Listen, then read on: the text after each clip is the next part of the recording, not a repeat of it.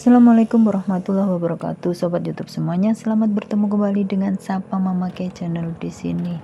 Oke, sobat YouTube semuanya, kali ini kita akan bersharing ria mengenai tip karyawan. Jadi kita sebagai karyawan harus punya tip-tip tertentu. Nah, dalam kesempatan kali ini kita akan membahas cara ampuh untuk menghadapi atasan yang otoriter. Nah, dari kita semua itu tidak mungkin ya, dan tidak hal yang mustahil kalau kita tidak pernah menghadapi atasan yang otoriter. Nah, mungkin ada yang pernah menghadapi, ada yang tidak pernah menghadapi.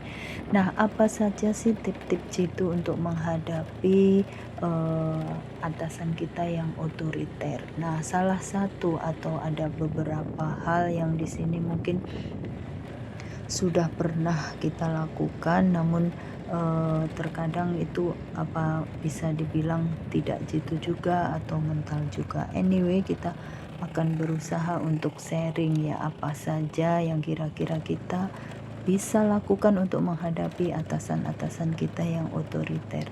Nah, salah satu di antaranya yaitu pertama adalah pahami kepribadian atasan kita.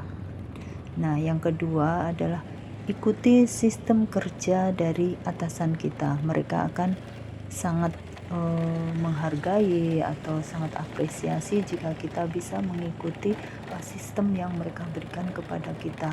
Yang selanjutnya adalah menjaga komunikasi. Komunikasi yang baik antara kita sebagai karyawan dan atasan ini akan memberikan situasi yang kondusif di dalam lingkungan pekerjaan kita. Selanjutnya adalah tetap berpikir dan bersikap positif. Nah, yang dimaksud di sini apapun yang mereka lakukan, kita sebagai karyawan, walaupun terkadang kita namanya manusia biasa, pasti ada ego, pasti tidak ada rasa terima. Kok begini amat ya, mentang-mentang kita butuh duit atasan kita seperti ini. Nah, itu terkadang memang kita alami. Selanjutnya adalah tidak mudah tersinggung. Kalau kita sudah memahami karakter atasan kita, apapun yang dia katakan, apapun yang dia lakukan, kita harus bisa bisa meredam perasaan atau mengendalikan emosi kita untuk tidak tersinggung. Yang selanjutnya adalah relakan atasan kita sebagai pemegang kendali. Biarkan saja, apalagi kita kalau menghadapi atasan di situ adalah langsung sebagai owner. Itu adalah satu hal yang sangat sulit menurut saya ya, menurut kita ya. Sulitnya kenapa?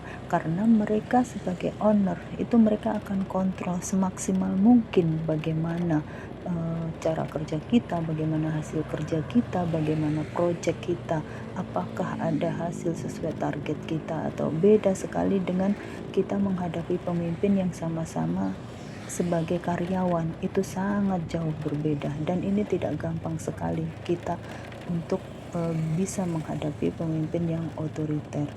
Yang selanjutnya, memberikan hasil kerja yang terbaik, yang maksimal. Nah, selanjutnya adalah kita selalu menjaga komunikasi dan memberikan informasi yang terbaik. Selanjutnya, kita harus berani bersikap profesional.